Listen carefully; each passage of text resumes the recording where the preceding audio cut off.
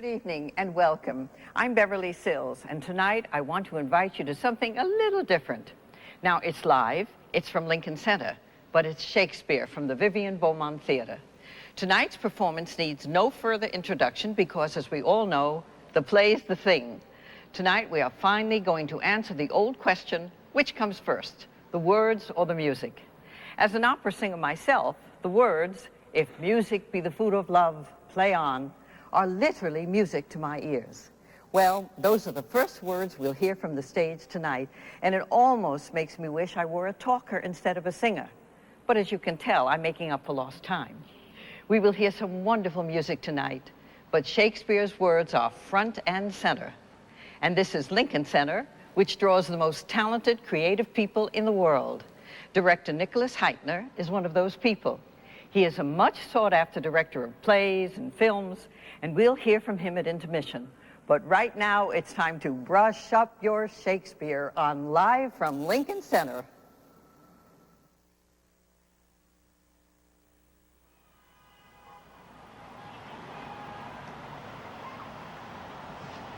Live from Lincoln Center, another in the series of broadcasts from the stages of Lincoln Center for the Performing Arts in New York City.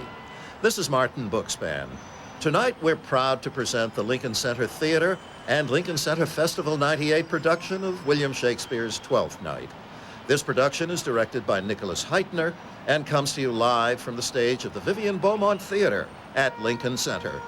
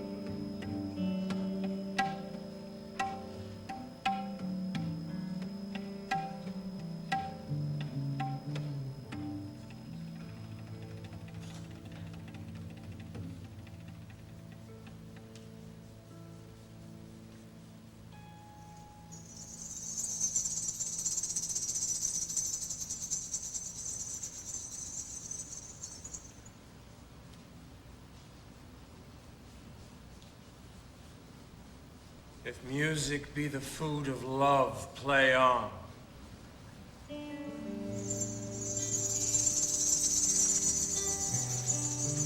Give me excess of it, that surfeiting the appetite may sicken and so die.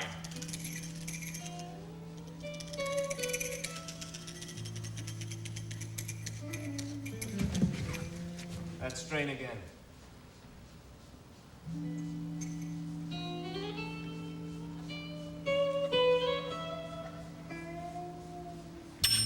It had a dying fall.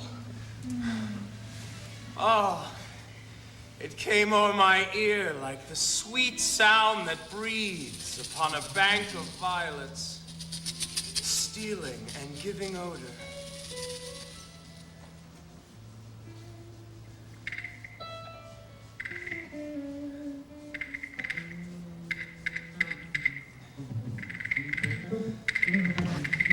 Enough, no more. It is not so sweet now as it was before. Oh, spirit of love, how quick and fresh art thou, that notwithstanding thy capacity, receiveth as the seed Naught enters there of what validity and pitch soe'er, but falls into abatement and low price, even in a minute.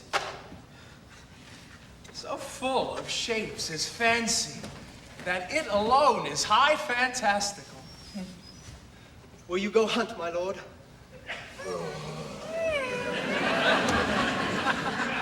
What, Curio? The heart. Why, so I do. The noblest that I have. Oh, when mine eyes did see Olivia first, methought she purged the air of pestilence. That instant was I turned into a hart, and my desires, like fell and cruel hounds, ere since pursue me. How now? What news from her? So please, my lord, I might not be admitted, but from her handmaid do return this answer. The element itself, till 7 years' heat, shall not behold her face at ample view. But like a cloisteress, she will veiled walk, and water once a day her chamber round with eye-offending brine. All this to season a brother's dead love, which she would keep fresh and lasting in her sad remembrance. Oh, she that hath a heart of that fine frame, to pay this debt of love but to a brother? How will she love when the rich golden shaft hath killed the flock of all affections else that live in her? And when liver, brain, and heart, these sovereign thrones are all supplied and filled, her sweet perfections with one self-king. Away, before me, to sweet beds of flowers. Love thoughts lie rich when canopied with bowers.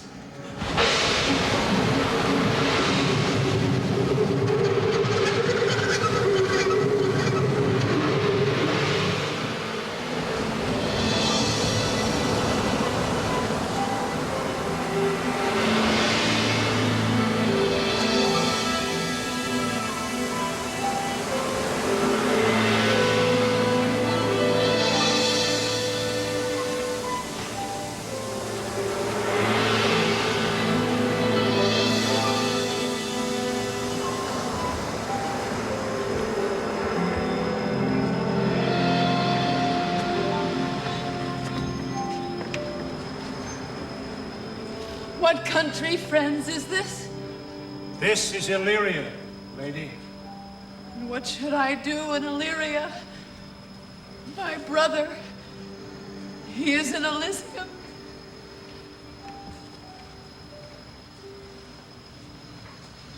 Perchance he is not drowned. What think you, sailors? It is perchance that you yourself were saved. Oh, my poor brother. And so perchance may he be? True, madam. And to comfort you with chance, assure yourself, after our ship did split, when you and those poor numbers saved with you hung on our driving boat, I saw your brother, most provident in peril, bind himself, courage and hope both teaching him the practice, to a strong mast that lived upon the sea where like Orion on the dolphin's back, I saw him hold acquaintance with the waves, so long as I could see. For saying so, there's gold. Mine own escape unfoldeth to my hope, whereto thy speech serves for authority the like of him. Knowest thou this country? Aye, madam, well, for I was bred and born not 3 hours' travel from this very place. Who governs here? A noble duke, in nature as in name. What is his name? Orsino. Orsino, I have heard my father name him. He was a bachelor then. And so is now, or was so, very late. For but a month ago I went from hence, and then 'twas fresh in murmur. As you know, what great ones do, the less will prattle of. That he did seek the love of fair Olivia. What she? A virtuous maid, the daughter of a count that died some 12 months since, then leaving her in the protection of his son, her brother, who shortly also died, for whose dear love they say she hath abjured the sight and company of men. Oh, that I served that lady, and might not be delivered to the world till I had made mine own occasion mellow what my estate is. That were hard to compass, because she will admit no kind of suit. No, not the Duke's. There is a fair behavior in thee, Captain, and though that nature with a beauteous wall doth oft close in pollution, yet of thee I will believe thou hast a mind that suits with this thy fair and outward character. I prithee, and I'll pay thee bounteously. Conceal me what I am, and be my aid for such disguise as happily shall become the form of my intent. I'll serve this Duke. Thou shalt present me as an eunuch to him. It may be worth thy pains, for I can sing and speak to him in many sorts of music that will allow me very worth his service. What else may hap, to time I will commit. Only shape thou thy silence to my wit. Be you his eunuch, and your mute I'll be. When my tongue blabs, then let mine eyes not see. I thank thee. Lead me on. Come.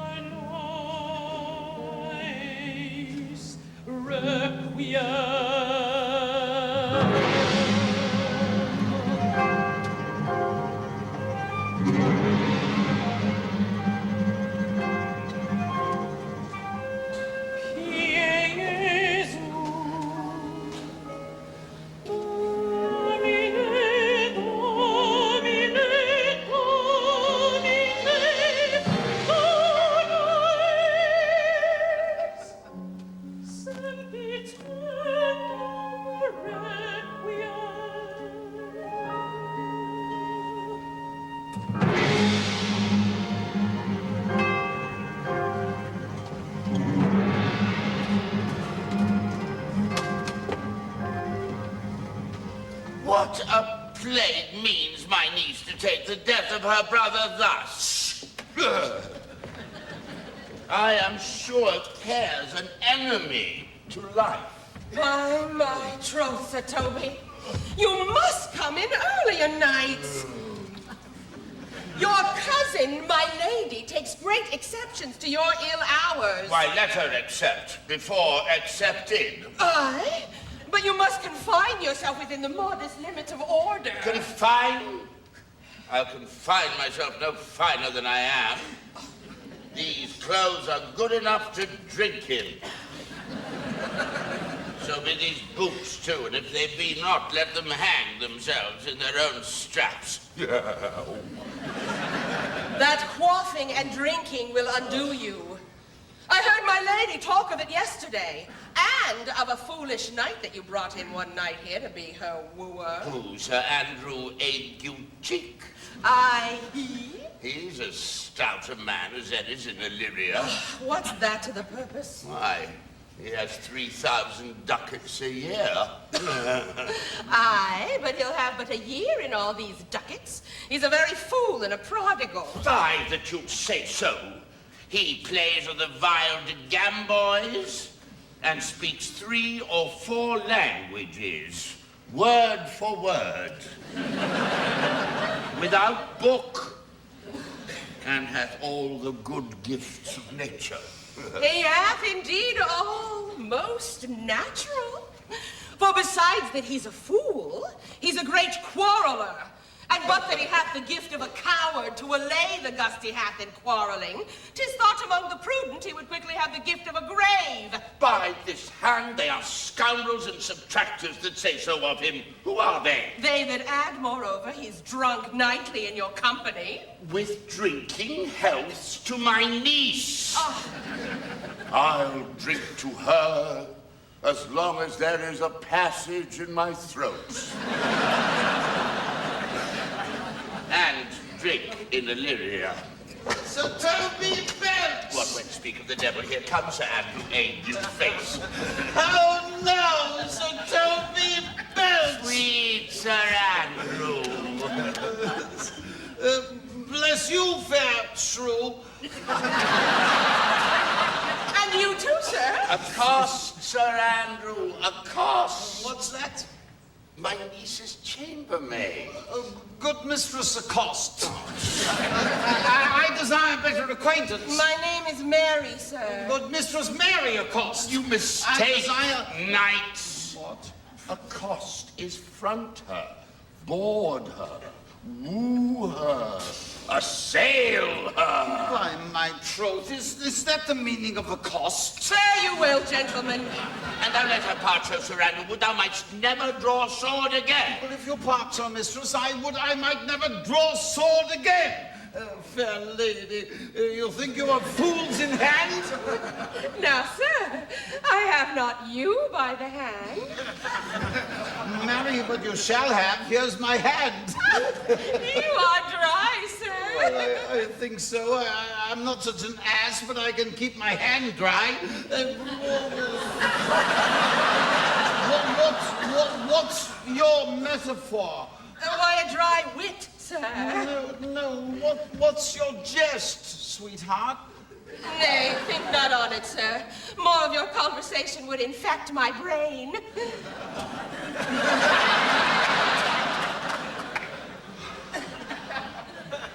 Oh, knights. When did I see thee so put down? Never. I think sometimes I've no more wit than a Christian or an ordinary man has. But I'm a great eater of beef. I believe that does harm to my wit. No question. I ride home tomorrow, Sir Toby. Pourquoi, my dear knights? What is pourquoi? Is it do or is it not do? Would I bestow that time in the tongues that I have in fencing, dancing, and bear baiting? Oh, had I but followed the arts. Then hadst thou had an excellent head of hair. Would that have mended my hair? Past question, for thou seest it will not curl by nature. But it becomes me well enough, does it not? Excellent. It hangs like flax on a distaff. And I hope to see a hussif take thee between her legs and spin it off. Faith. I will home tomorrow, Sir Toby, because your niece will not be seen. Or if it be, it's 4-1 she'll none of me. The Duke himself here hard by woos None her. of the Duke? She'll not match above her degree, neither in estate nor wit. I've had her swear it, but there's life in it, man. Well, I'll stay a month longer. I'm a fellow of the strangest mind in the world. I delight in masks and revels, sometimes all together. Art thou good at these kickshawses, knight? I'm as good as any man in Illyria whatsoever he be. What is thy excellence in a galliard, knight? I can cut a caper. You see, I think I've got the back trick. Simply as strong as any man in Illyria. Wherefore are these things kings heads? Wherefore have these gifts a curtain before them? Why dost thou not go to church in a galliard and come home in a coranto? Oh, my very walk should be a jig. I would not so much as make water, but in a hornpipe.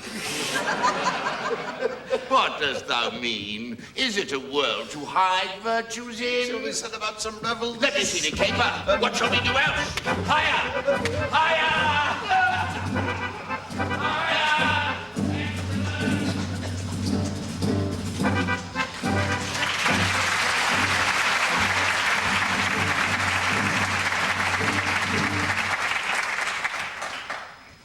If the Duke continue these favors towards you, Cesario, you are like to be much advanced. He hath known you but 3 days, and already you are no stranger. You either fear his humor or my negligence, that you call in question the continuance of his love. Is he inconstant, sir, in his favors? No, believe me. I thank you. Here comes the Duke. Saw Cesario. On your attendance, my lord, here. Stand you a while aloof. Cesario.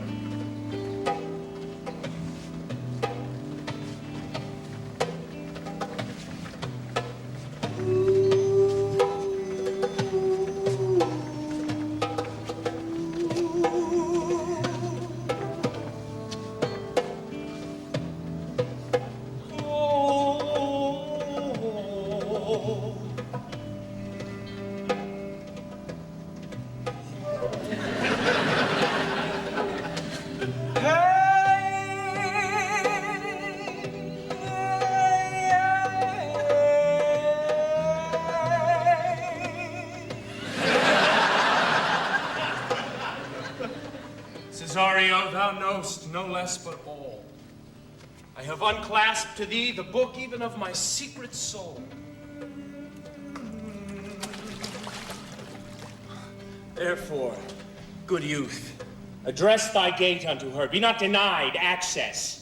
Stand at her doors and tell them there thy fixed foot shall grow till thou have audience. Sure, my noble lord, if she be so abandoned to her sorrow as it is spoke, she never will admit me. Be clamorous and leap all civil bounds rather than make unprofited return. Say I do speak with her, my lord, what then? Oh, then unfold the passion of my love. Surprise her with discourse of my dear faith. It shall become thee well to act my woes. She will attend it better in thy youth than in a nuncio's of more grave aspect. I think not so, my lord. Dear lad, believe it. For they shall yet belie thy happy years that say thou art a man. Diana's lip is not more smooth and rubious. Thy small pipe is as the maiden's organ, shrill and sound. And all is semblative a woman's part.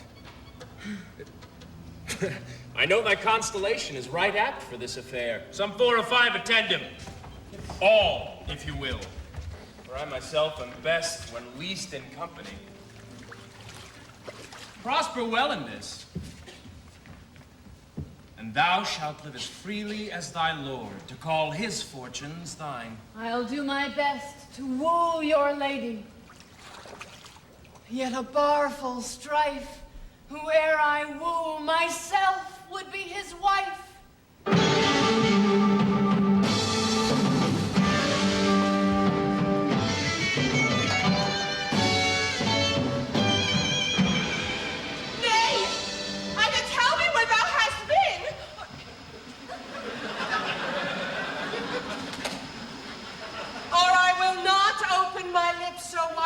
Bristle may enter in way of thy excuse. My lady will hang thee for thy absence. Let her hang me. He that is well hanged in this world needs to fear no colors. Make that good. He shall see none to fear. A good Lenten answer. Yet you will be hanged for being so long absent. Or to be turned away? Is not that as good as a hanging to you? Many a good hanging prevents a bad marriage. Oh. And for turning away. Let summer bear it out. Peace, you rogue. Here comes my lady. Make your excuse wisely, you were best. Wit! And it be thy will, put me into good fooling. Those wits that think they have thee do very oft prove fools, and I, that am sure I lack thee, may pass for a wise man. For what says Quinapolus? Better a witty fool than a foolish wit. God bless thee, lady. Take the fool away. Be you not here? Take away the lady. You are a tried fool. I'll no more of you. Besides, you go dishonest. 2 faults, Madonna, that drink and good counsel will amend. Forgive the dry fool drink, then is the fool not dry. Bid the dishonest man mend himself. If he mend, he is no longer dishonest. The lady bade take away the fool, therefore I say again, take her away. Sir, I bade them take away you. Misprision in the highest degree. Lady, the hood makes not the monk. That's as much to say as I wear not motley in my brain. Good Madonna, give me leave to prove you a fool. Can you do it? Dexterously, good Madonna. Make your proof. I must catechize you for it, Madonna. Good, my mouse of virtue, answer me. Well, sir, for want of other idleness, I'll bide your proof. Good Madonna, why mourn'st thou? Good fool, for my brother's death. I think his soul is in hell, Madonna. I know his soul is in heaven, fool. The more fool, Madonna, to mourn for your brother's soul being in heaven.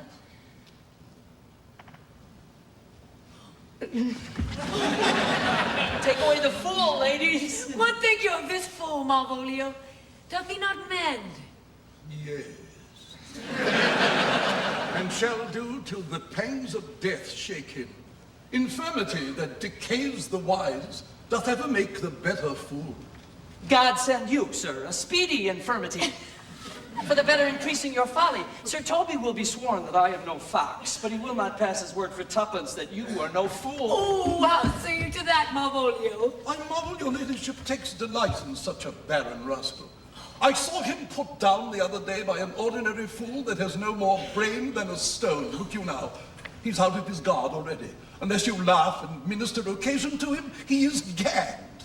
I protest, I take these wise men that crow so at these set kind of fools, no better than the fool Zadie. Oh, you are sick of self-love, Malvolio, and taste with a distempered appetite. To be generous, guiltless, and of free disposition is to take those things for bird balls that you deem cannon bullets. Madam, there is at the gate a young gentleman much desires to speak From with the you. Duke Orsino, is it? I know not, madam. 'Tis a fair young man and well Who of attended. my people hold him in delay? Sir Toby, madam, your kinsman. Fetch him off, I pray you. Speaks nothing but madman. Fie on him. Go you, Malvolio. If it be a suit from the Duke, I'm sick or not at home. What you will to dismiss it. Now you see, sir, how your fooling grows old, and people dislike it. Oh, by mine honor, half drunk. What is he at the gate, cousin? A gentleman. A gentleman? What gentleman? 'Tis a gentleman here. A plague of these pickled herrings. Sarge, how now, Sarge? Sir Toby. Cousin, how have you come so early by this lethargy? Lechery? I defy lechery. There's one at the gate. Aye, marry, what is he? Let him be the devil in him will, I care not. Give me faith, say I. Well, it's all one.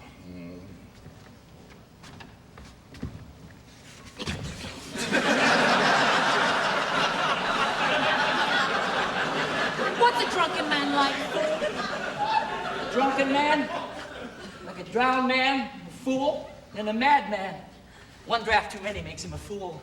A second mads him, and a third drowns him. Go thou and seek the coroner, and let him sit on my cuz, for he is in the 3rd degree of drink. He's drowned. Go look after him. He's but mad yet, Madonna, and the fool shall look to the madman. Madam, young fellow swears he will speak with you. I told him you were sick. He takes on him to understand so much, and therefore comes to speak with you. I told him you were asleep.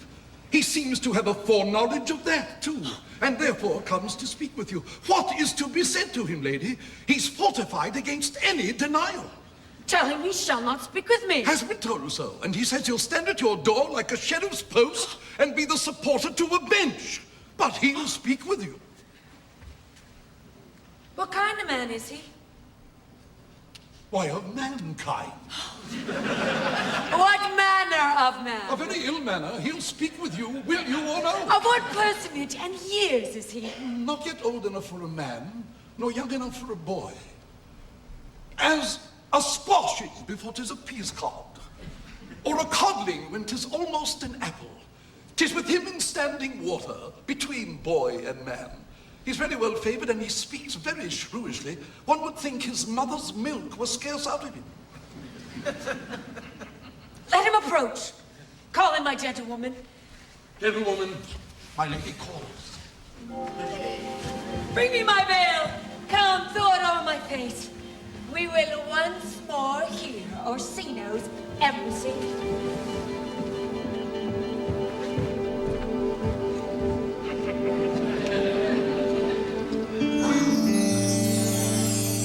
The honorable lady of the house. Which is she?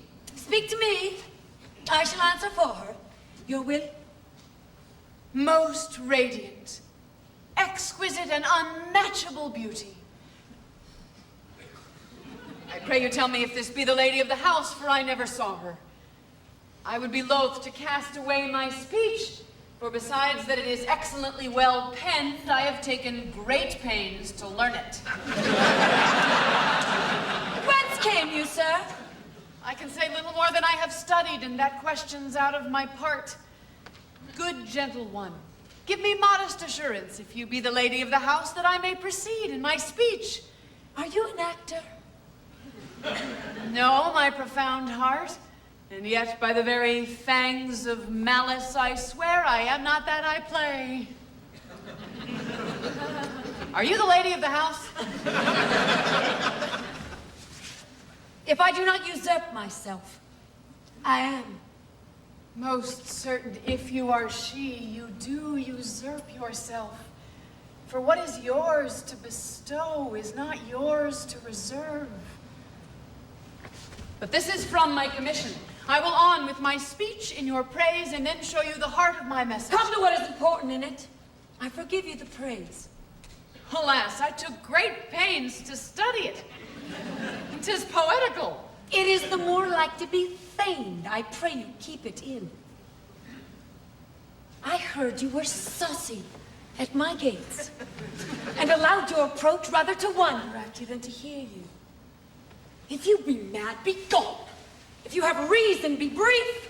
'Tis not the time of moon with me to make one in so skipping a dialogue. Will you hoist sail, sir? Here lies your way. No goods. Swabber, I'm to hull here a little longer. Some mollification for your giant, sweet lady? Tell me your mind. I am a messenger. I'm sure you have some hideous matter to deliver, when the courtesy of it is so fearful. I bring no overture of war, no taxation of homage. I hold the olive in my hand. My words are as full of peace as matter. Yet you began rudely. What are you? What would you? The rudeness that hath appeared in me have I learned from my entertainment. What I am and what I would are as secret as maidenhead. To your ears, divinity. To any other's, profanation. Give us a place alone. We will hear this divinity.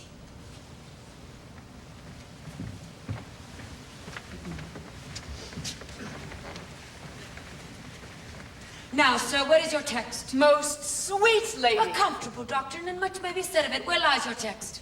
In Orsino's bosom. In his bosom? In what chapter of his bosom? To answer by the method, in the first of his heart. Oh, I've read it. It is heresy. Have you no more to say? Good madam, let me see your face. Have you any commission from your lord to negotiate with my face? You are now out of your text. But we will draw the curtain and show you the picture. Look you, sir. Is not well done? Excellently done, if God did all. 'Tis in grain, sir. 'Twill endure wind and weather. 'Tis beauty, truly blent, whose red and white nature's own sweet and cunning hand laid on. Lady, you are the cruelest she alive, if you will lead these graces to the grave and leave the world no copy. Oh, sir, I will not be so hard-hearted. I will give out divers schedules of my beauty. It shall be inventoried, and every particle and utensil labeled to my will. As item 2 lips in different red, item 2 gray eyes with lids to them, item 1 neck, 1 chin, and so forth. Were you sent hither to praise me? I see you what you are. You are too proud. But if you were the devil, you are fair. My lord and master loves you. Oh, such love could be but recompensed though you were crowned the nonpareil of beauty. How does he love me? With adorations, fertile tears, with groans that thunder love, with sighs of fire. Your lord does know my mind. I cannot love him. Yet I suppose him virtuous, know him noble, of great estate, of fresh and stainless youth, in voices well divulged, free, learned, and valiant, and in dimension, in the shape of nature, a gracious person, and yet I cannot love him. He might have took his answer long ago. If I did love you in my master's flame with such a suffering, such a deadly life in your denial, I would find no sense. I would not understand it. Why? What would you? Make me a willow cabin at your gate, and call upon my soul within the house. Write loyal cantons of contemned love, and sing them loud, even in the dead of night. Halloo your name to the reverberate hills, and make the babbling gossip of the air cry out, Olivia, oh, you should not rest between the elements of air and earth, but you should pity me.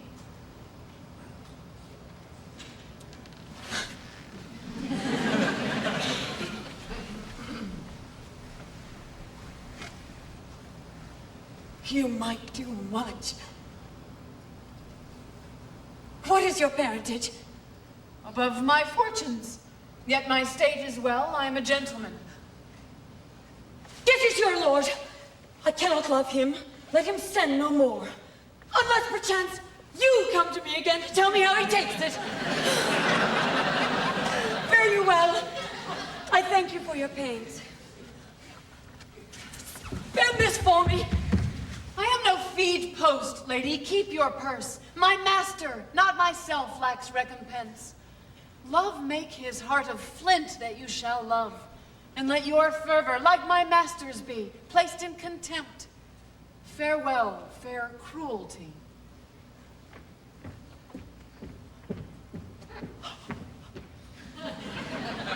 What is your parentage? Above my fortunes, yet my state is well. I am a gentleman. Oh, be sworn thou art.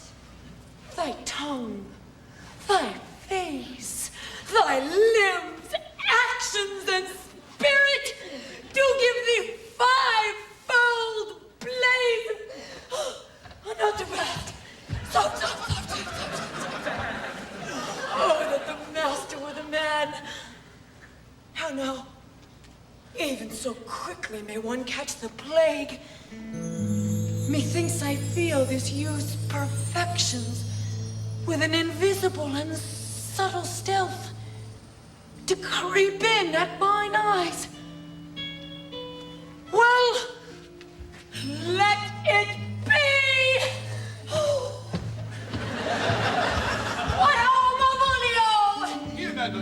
At your service. Run! After that same peevish messenger, Orsino's man. Run? Yes, run, run, run. He left his ring behind him. Would I or no? Tell him all none of it. Desire him not to flatter with his lord, nor hold him up with hopes I am not for him. If that the youth will come this way tomorrow, I'll give him reasons for it. Hie thee, Malvolio! Madam, I will. I do I know not what, and fear to find mine eye too great a flatterer for my mind. Fate, show thy force. Ourselves we do not owe. What is decreed must be. Oh, and be this so.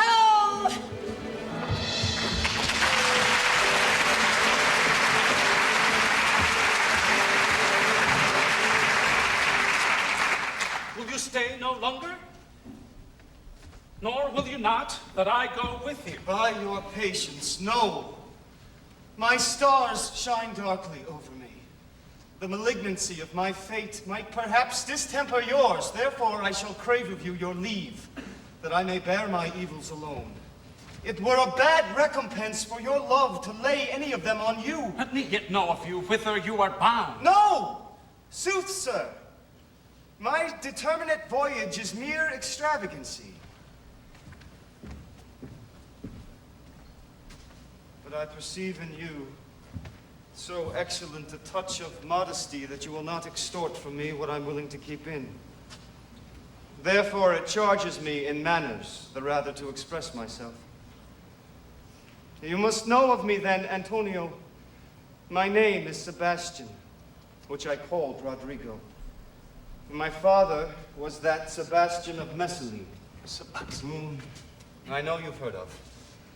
He left behind him myself and a sister, both born in an hour. If the heavens had been pleased, would we had so ended. But you, sir, altered that. For some hour before you took me from the breach of the sea was my sister drowned. Alas, the day. A lady, sir. Though it is said she much resembled me, was yet of many accounted beautiful. Though I could not with such estimable wonder over far believe that, yet thus far I will boldly publish her. She bore a mind that envy could not but call fair. She's drowned already, sir, with salt water, though I seem to drown her remembrance again with more. Pardon me, sir, your bad entertainment. Good Antonio, forgive me your trouble. If you will not murder me for my love, let me be your servant. If you will not undo what you have done, that is, kill him whom you have recovered, desire it not.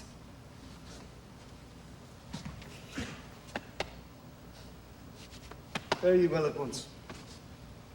My bosom is full of kindness, and I am yet so near the manners of my mother that upon the least occasion more, mine eyes will tell tales of me. I am bound to the Duke Orsino's court. Farewell. The gentleness of all the gods go with thee.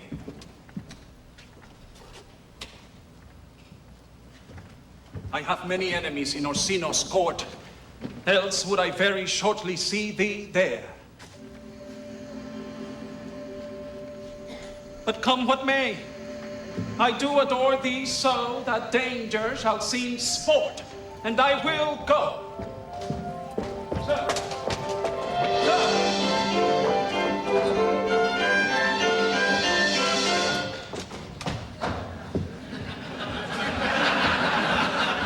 Sir! Were you not even now with the Countess Olivia? Even now, sir. On a moderate pace, I have since arrived but hither.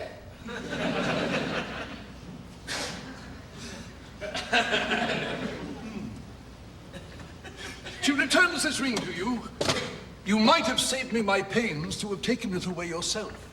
She adds, moreover, that you should put your lord into a desperate assurance she will none of him, and one thing more, that you be never so hardy to come again in his affairs, unless it be to report your lord's taking of this. Receive it so. She took the ring of me, I'll none of it. Oh, come, sir. You peevishly threw it to her, and her will is it should be so returned. If it be worth stooping for, there it lies in your eye. If not, be it his that finds it.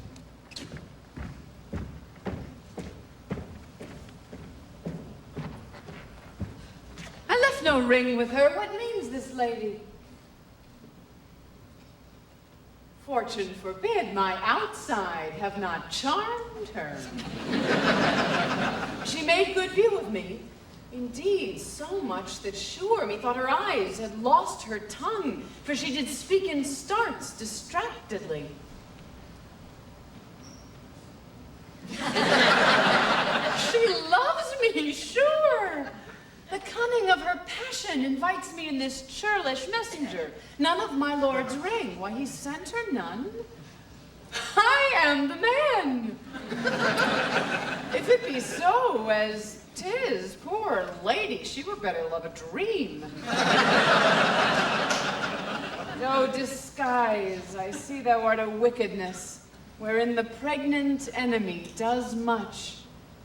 How easy is it for the proper false in women's waxen hearts to set their forms. Alas, our frailty is the cause, not we. For such as we are made of, such we be. How will this fad? My master loves her dearly, and I, poor monster, fond as much on him, and she, mistaken, seems to dote on me. What will become of this? As I am man, my state is desperate for my master's love. As I am woman, now alas, the day. What thriftless sighs shall poor Olivia breathe? Oh, time, thou must untangle this, not I. It is too hard a knot for me to untie.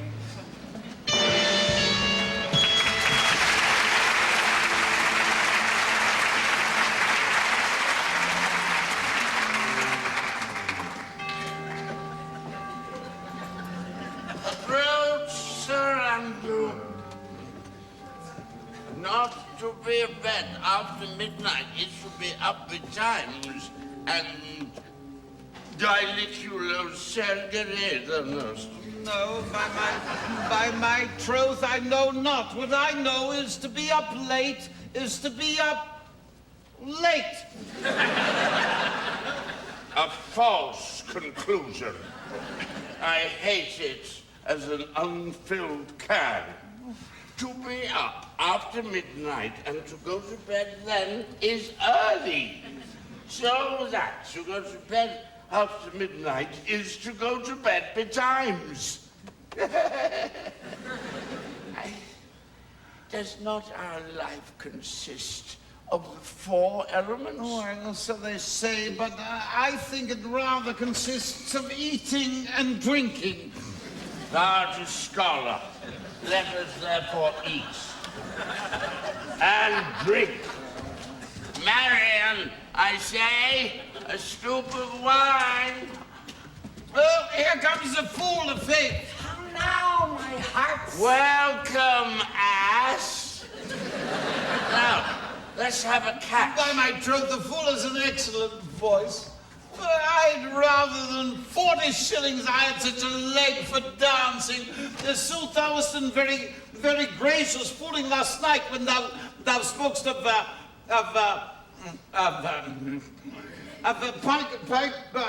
Picrogrammatus of the Vapians passing the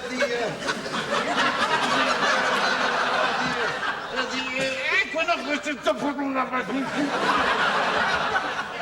That was very good, faith.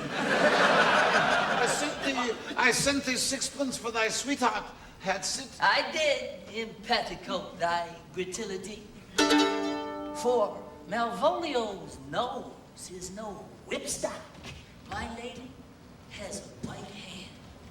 And the myrmidons are no bottle ale house.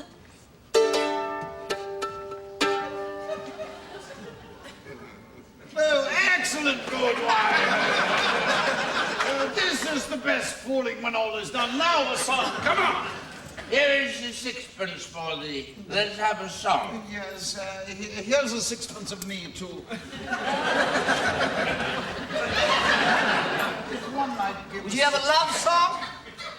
Or a song of good life? A love song, a love song.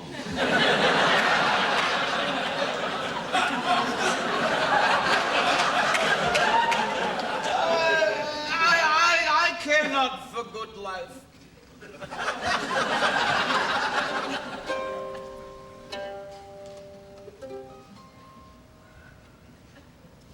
Oh, mistress mine, where are you roaming? Oh, stay and hear your true love's coming.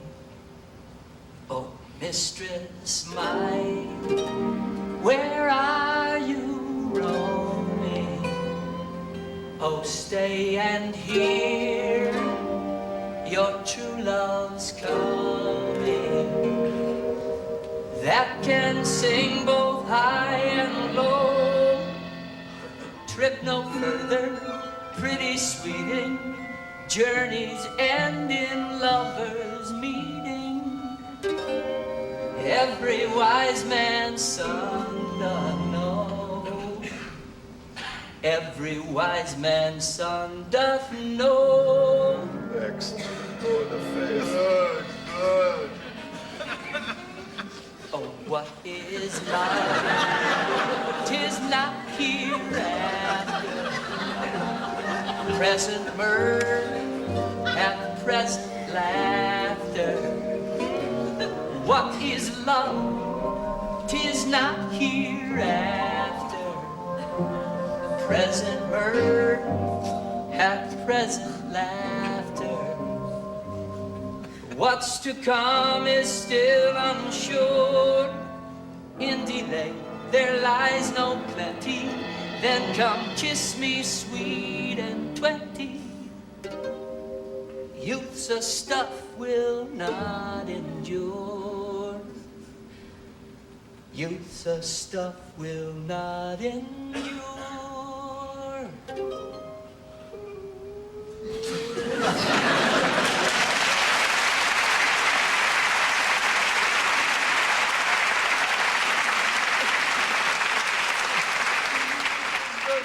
Mellifluous voice, as I'm a true knight. A contagious breath.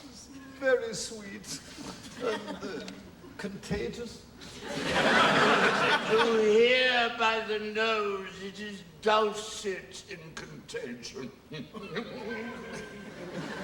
But shall we make the welkin dance? Indeed, shall we rouse the night owl in a catch that will draw 3 souls out of 1 weaver?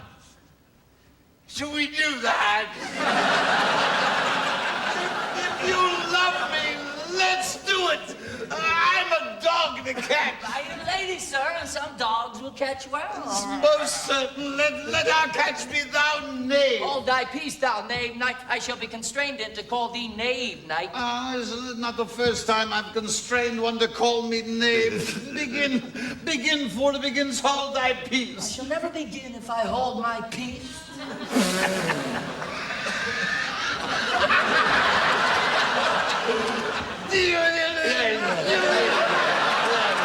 I shall never begin if I hold my...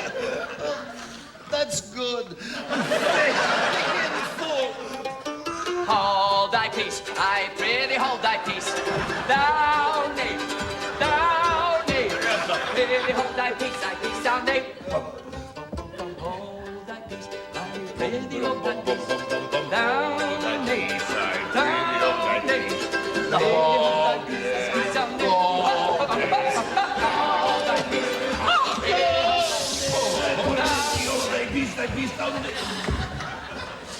What a caterwauling do you keep here?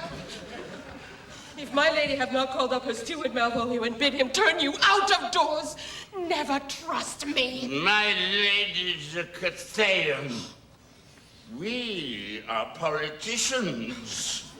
Malvolio's a Pegger Ramsay.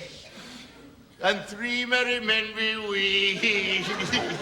Am not I consanguineous? Am I not of her blood?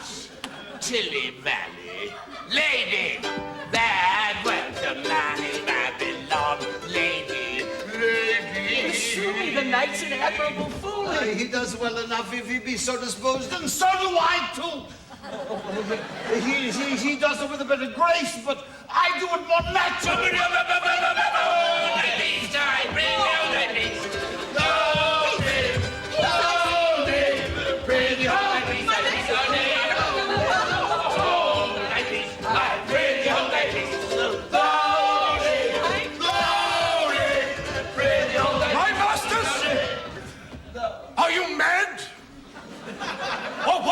Have you no manners, wit, nor honesty, but to gabble like tinkers at this time of night? Do you make an alehouse of my lady's house that you squeak out your coziest catches without any mitigation or remorse of voice?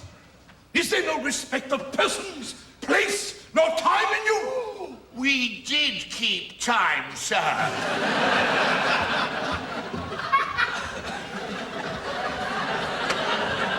In our catches. Snack up. Sir Toby, I must be round with you. My lady bade me tell you that though she harbours you as her kinsman, she's nothing allied to your disorders. If you can separate yourself and your misdemeanors, you are welcome to the house. If not, and it would please you to take leave of her, she is very willing to bid you farewell. Farewell, dear heart, since I must needs be gone. His eyes do show his days are almost done. Stephen, sir? But I will never die. So Toby, there you lie. As much credit to you. What and if you do? Shall I bid him go and spare not? No, you dare not. Out of time, sir! Ye lie!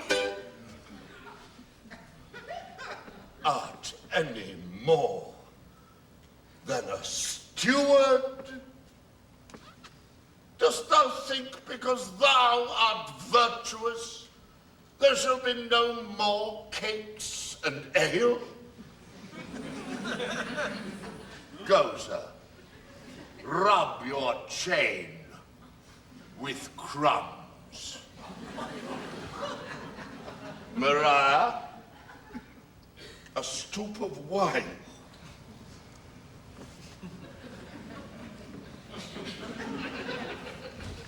Mistress Mary, if you prized my lady's favour at anything more than contempt, you would not give means for this uncivil rule.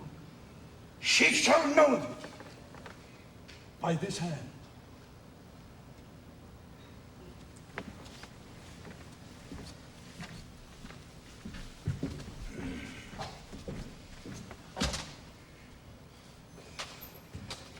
Go shake your ears. I say break his neck, you moldy rogue! Sweet Sir Toby, be patient for tonight.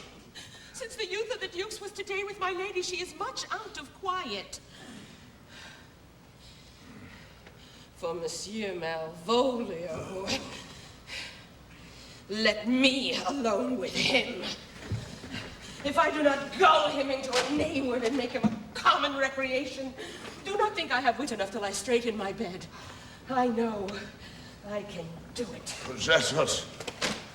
Possess us. Tell us something of him. Mary, sir, sometimes he is a kind of Puritan. Oh, if I thought that, I'd beat him like a dog. What, for being a Puritan? Thy exquisite reason, my dear knight. Well, I haven't any exquisite reason for it, but I've reason good enough. The devil, a Puritan that he is, or anything constantly but a time pleaser. The best persuaded of himself, so crammed as he thinks with excellencies, that it is his grounds of faith that all that look on him love him. And on that vice in him will my revenge find notable cause to work. What wilt thou do? I will drop in his way some obscure epistles of love, wherein, by the color of his beard, the shape of his leg, the manner of his gait, the expression of his eye, forehead, and complexion, he shall find himself most feelingly personated. I can write very like my lady, your niece. On a forgotten matter, we can hardly make distinction of our hands. Excellent. I smell a device. Yes, I have it in my nose, too. He will think, by the letters thou shalt drop, that they come from my niece, and that she's in love with him. My purpose is indeed a horse of that color. Oh, then your horse now, make him an ass. Ass, I doubt not. Oh, 'twould be admirable. Sport royal, I warrant you. I know my physic will work with him. I will plant you two where he shall find the letter. Observe his construction of it. For this night, to bed, and dream on the event. Farewell. Good night, Penthesilea. Oh, for me, she's a good wench. She's a beagle. True bred. And one that adores me.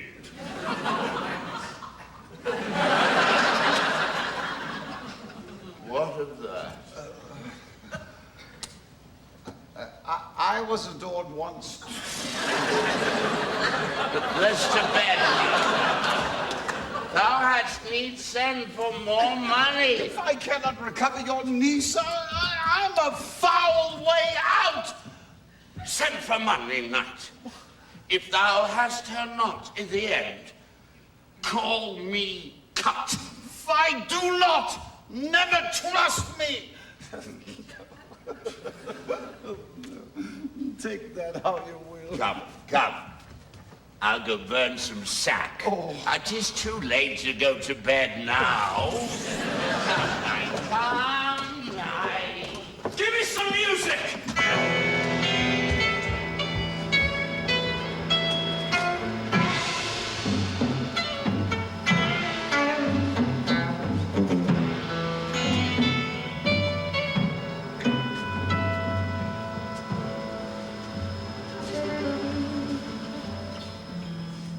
Now, good morrow, friends.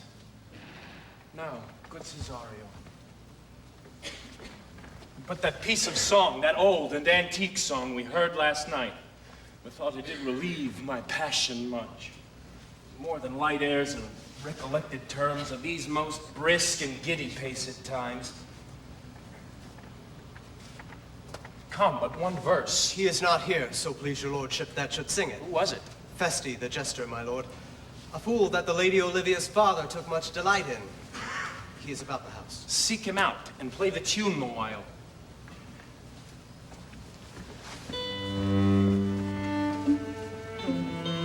Come hither, boy.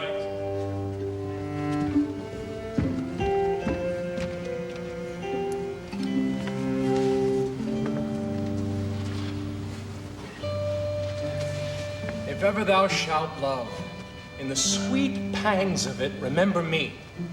For such as I am, all true lovers are, unstained, skittish, in all motions else, save in the constant image of the creature that is beloved.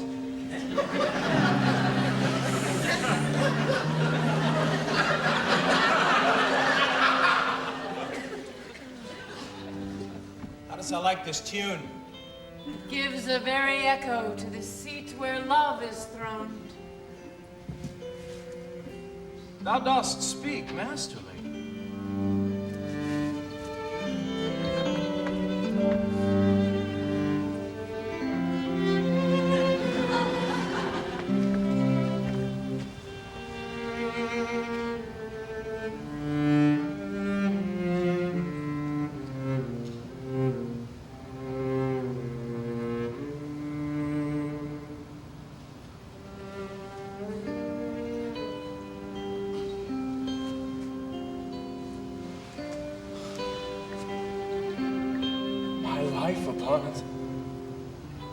Young though thou art, thine eye hath stayed upon some favor that it loves. Hath it not, boy? A little by your favor. What kind of woman is it? Of your complexion. She is not worth thee, then. What use in faith? About your years, my lord. Too old, by heaven! Let still the woman take an elder than herself, so wears she to him, so sways she level in her husband's heart. For boy, however we do praise ourselves, our fancies are more giddy and unfirm, more longing, wavering, sooner lost and worn than women's are. I think it well, my lord. Then let thy love be younger than thyself, for thy affection cannot hold the bent. For women are as roses, whose fair flower, being once displayed, doth fall that very hour. So they are. Alas, that they are so. To die even when they to perfection grow. Oh, fellow, come! But that song we had last night. Mark it, Cesario, it is old and plain. The spinners and the knitters and the sun and the free maids that weave their thread with bones do use to chant it. It is silly sooth and dallies with the innocence of love like the old age.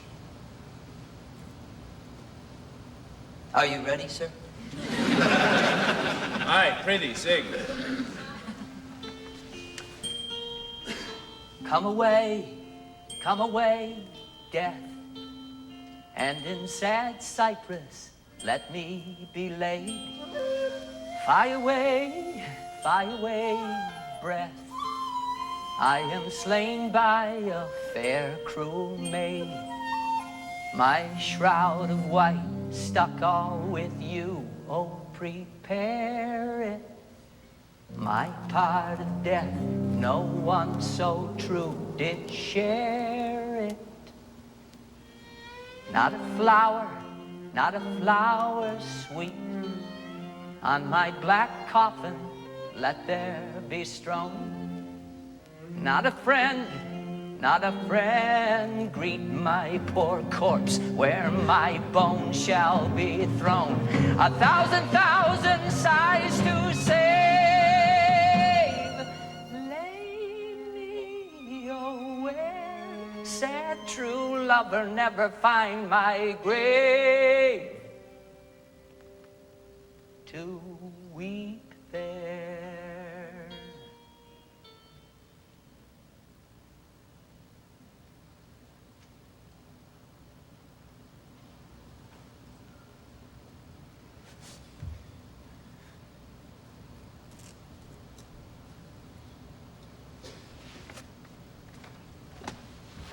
There's for thy pains. No pain, sir. I take pleasure in singing, sir. I'll pay thy pleasure then. Truly, sir. And pleasure will be paid one time or another. Give me now leave to leave thee. Now the melancholy God protect thee. And the tailor make thy doublet of changeable taffeta, for thy mind is a very opal. I would have men of such constancy put to sea, that their business might be everything, and their intent everywhere, for that's it that always makes a good voyage of nothing. Farewell. Let all the rest give place.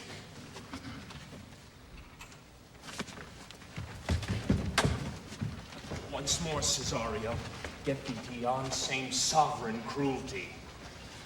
Tell her my love, more noble than the world, prizes not quantity of dirty lands. The parts that fortune hath bestowed upon her, tell her I hold as giddily as fortune.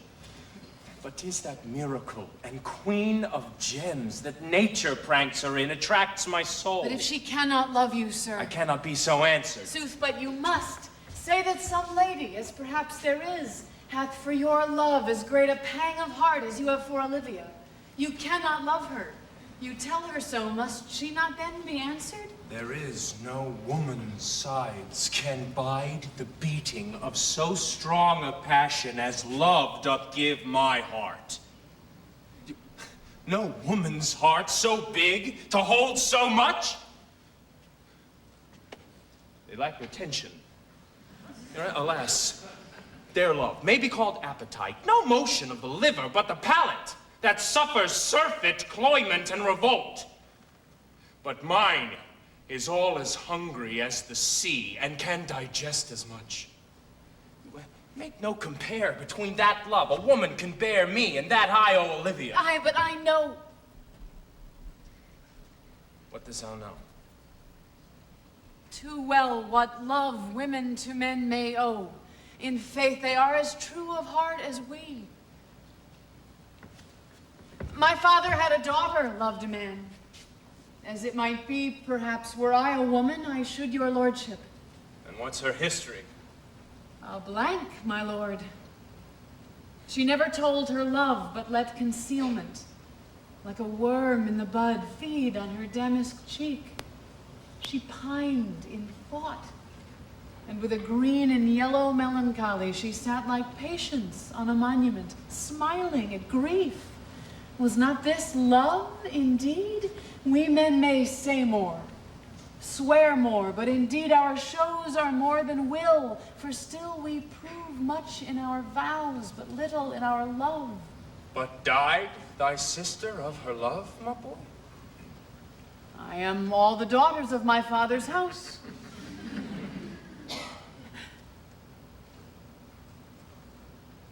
And all the brothers, too.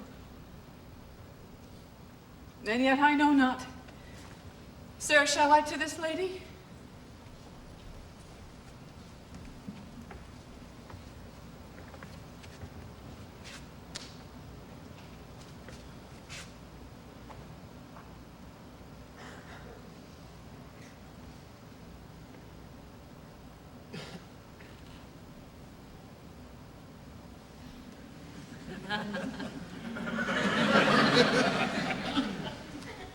Aye. That's the thing. Do her in haste. Give her this jewel. Say my love can give no place, bide no denay.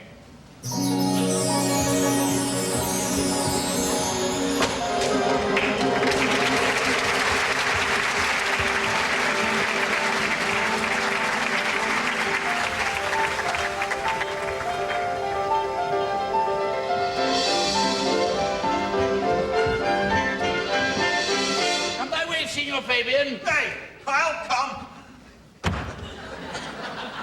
If I lose a scruple of this sport, let me be boiled to death with melancholy. Wouldst thou not be glad to have the niggardly, rascally sheep-biter come by some notable shame? I would exult, man. You know, he brought me out of favor with my lady about a bear baiting here. To anger him, we'll have the bear again, and we will fool him black and blue.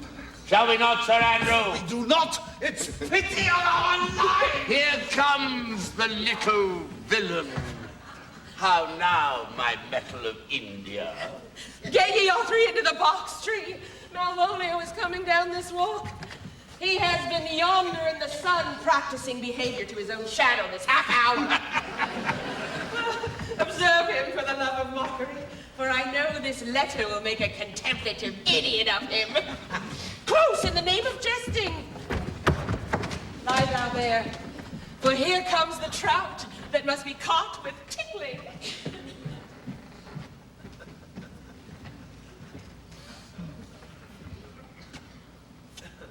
'Tis but but fortune. All is fortune. Maria once told me that my lady did affect me. And I have heard her come thus near that should she fancy, it should be one of my complexion. Besides, she uses me with a more exalted respect than anyone else that follows her. What should I think of? Here's an overweening rogue. Oh, peace. Slight, I could so beat the rogue. Peace, I say. To recount Malvolio. Ah, rogue! Pistol him, peace. There is example for it. The lady of the Strachey married the yeoman of the wardrobe. Fie on him, Jezebel! Now he's deeply in. Look how imagination blows him. Having been 3 months married to her. Oh, for a stone bow to hit him in the eyes. Sitting in my state, in my branched velvet gown, having come from a day bed where I have left Olivia sleeping. Fire and brimstone! And then calling my officers about me, and after a demure travel of regard, to ask for my kinsmen, Toby. Bolts and shackles! 7 of my people with an obedient staff make out for him. I frowned the while, and perchance, wind up my watch or play with some rich jewel. Toby approaches, curtsies there to me. Shall this fellow live? I extend my hand to him, thus, quenching my familiar smile with an austere regard of control. And does not Toby take thee a blow of the lips then? Saying, cousin Toby, my fortunes having cast me on your niece, give me this prerogative of speech. What? You must amend your drunkenness. Ouch! Scary patience! Or we break the sinews of our plot. Besides, you waste the treasure of your time with a foolish knight. That's me, I warrant.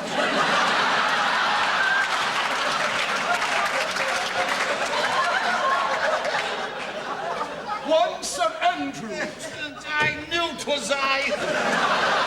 How many to call me fool? What employment have we here? Now comes the woodcock near the gin. Oh, peace. And the spirit of humor intimate reading aloud to him. By my life, this is my lady's hand. These be her very C's, her U's, and her T's. And thus makes she her great P's. It is in contempt of question, her hand. Her C's, her U's, and her T's? Why then? To the unknown, beloved, this and my good wishes, her very phrases. And the impressure, her lucrece with which she uses to seal. 'Tis my lady. To whom should this be?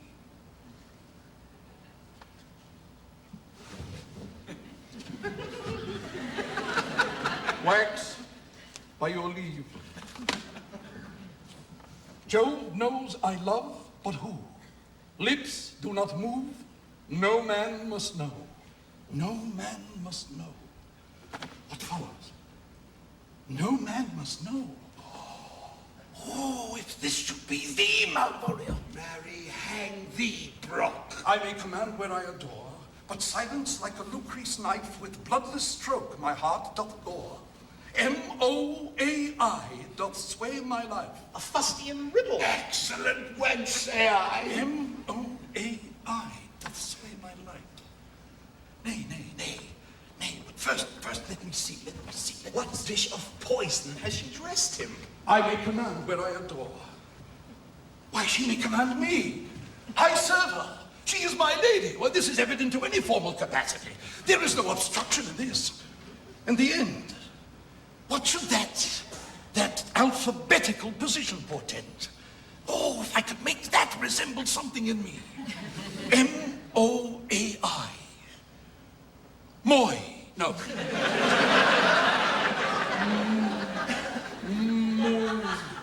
Moai. Oh, I make up that.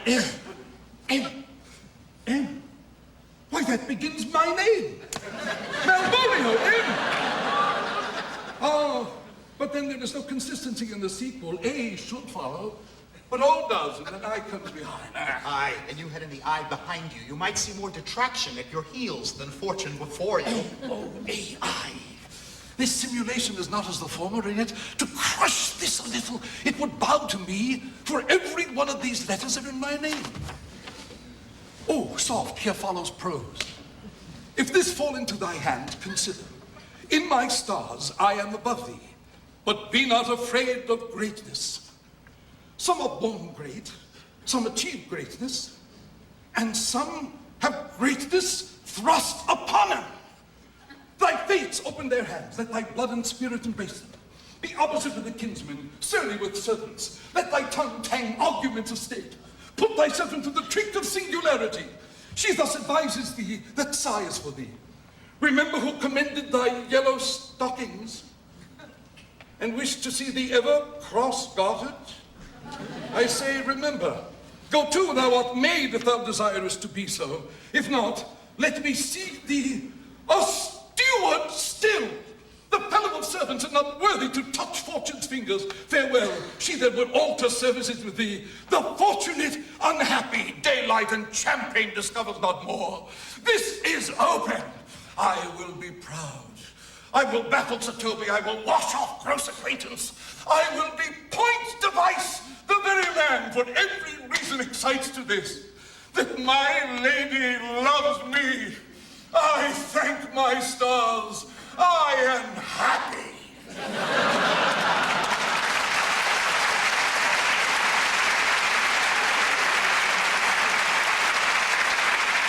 I would be strange, stout in yellow stockings and cross-gartered, even with the swiftness of putting on. Jove and my stars be praised. Oh, here is yet a postscript. Thou canst not choose but know who I am. If thou entertainst my love, let it appear in thy smiling. Thy smiles become thee well. Therefore, in my presence, ever smile, dear my sweet, I prithee. Jove, I thank thee. I will smile. I will do everything thou wilt have me.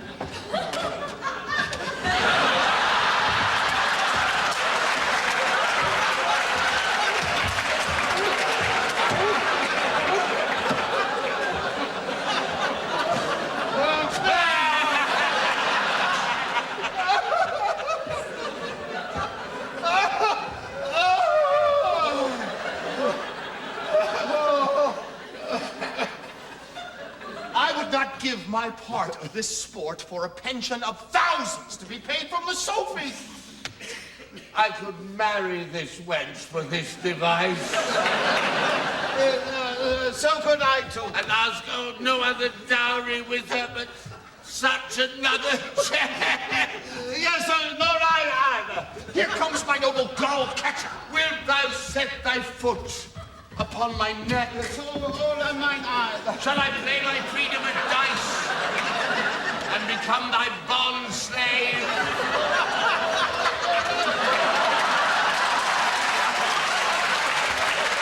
Thou hast put him in such a dream that when the image of it leaves him, he must run mad. Nay, but say true, does it work upon him? Like aqua vitae with a midwife. And you will then see the fruit of the sport. Mark his first approach before my lady. You will come to her in yellow stockings, and 'tis a color she abhors. Oh, no. And cross-gartered, a fashion she detests. And he will smile upon her, which will now be so unsuitable to her disposition, being addicted to a so melancholy as she is, that it cannot but turn him into a notable contempt. Oh, no. If you will see it, follow me. Oh, to the gates of Tartar, thou most excellent devil of wit!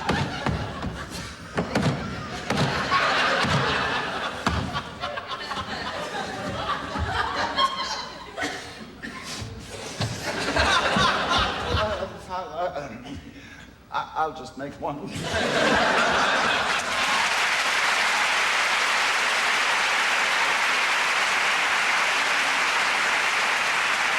This is live from Lincoln Center, and we're at the intermission of this production of William Shakespeare's Twelfth Night at the Vivian Beaumont Theater. And now let's join our host, Beverly Sills. The odd thing about Shakespeare is that no matter how funny or quirky the play, everyone tends to get very serious about the playwright. When school kids complain that Shakespeare is hard to understand, I often wonder how many of them are really referring to the emphasis placed on the symbolism or the double word play embedded in the fourth line of the first soliloquy. Well, tonight, we're making our own small effort to reverse this sad trend.